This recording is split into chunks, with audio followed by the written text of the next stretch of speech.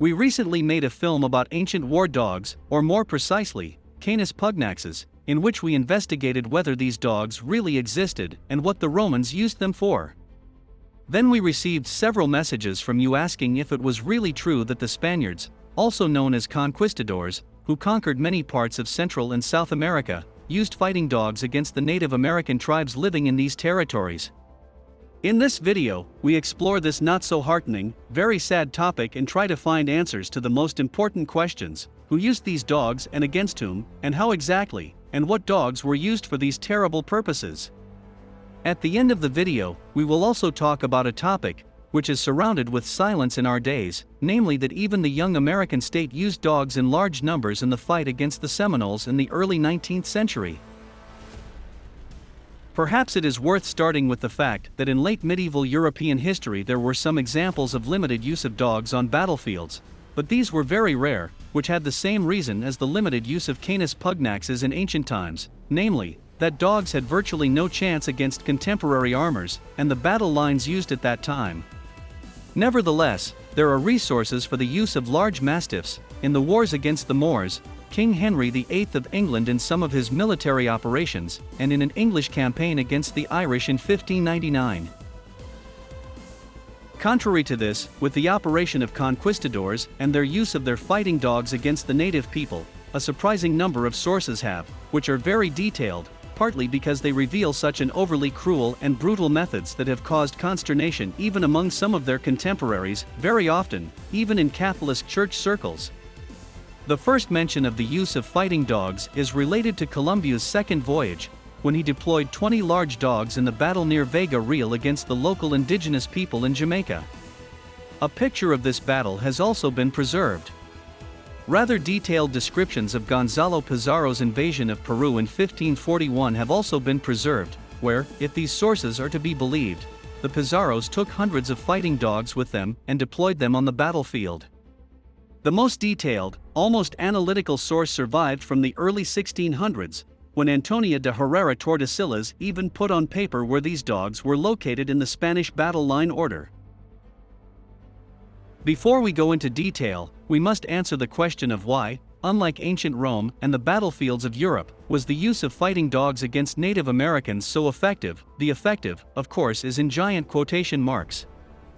The Indian tribes opposed to the Spaniards generally did not wear body armors, with few exceptions. They did not fight in a closed battle lines, but rather, individually, and, although these cultures knew and kept dogs, they were mostly small-bodied ones. Think of Techichi, the ancestors of Chihuahuas, for example. The large, mastiff-type dogs used by the Spaniards were unknown in these cultures and therefore caused a great deal of fear among the natives. Moreover, the Indians' dressing, movement culture, and the fragrance of the local civilization were completely different from those of the Spaniards, so these dogs were much easier to train against them by the conquistadors. What kind of dogs were these dogs really? Given that in the 16th and 17th centuries we cannot talk about dog breeds, based on contemporary descriptions and Spanish names, three types are likely to exist at that time.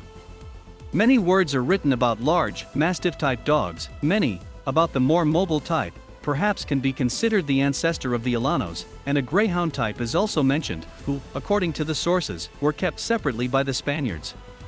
Preparing these dogs for these fights was unbelievably brutal and bloody, since from a young age they were trained to take action against the indigenous people without control, causing the greatest damage a dog can do.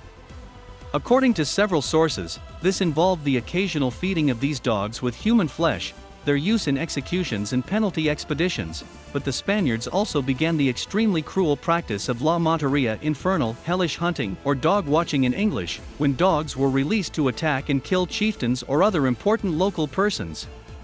When their leaders were crushed, the tribes often surrendered without condition.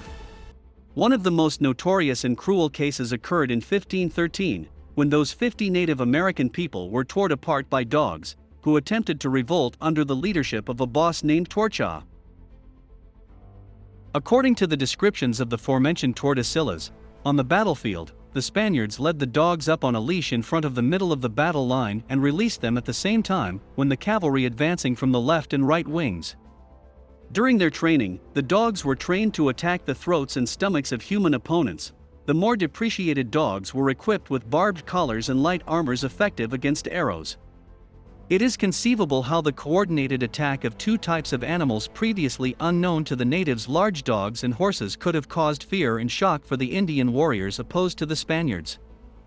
The Spaniards of the time treated their wildest and most efficient dogs as comrades, and they also received an equal share of the spoils. So, for example, it happened that a dog named Besarico earned its owner 2,000 pesos worth of gold during a campaign. The use of combat dogs by the Spaniards even took place in North America in the early 19th century. In 1805, the Spaniards in the territory, what is now Arizona, launched a punishing expedition against the Navajo tribe who lived there, where they took many dogs of this type with them. The Indian drawing of the Spanish column can still be seen today on the wall of Shea Canyon. Speaking of the use of fighting dogs against Native Americans, we must not forget that not only the Spanish, but also the English, and then the US government itself, were not immune from this extremely sad practice.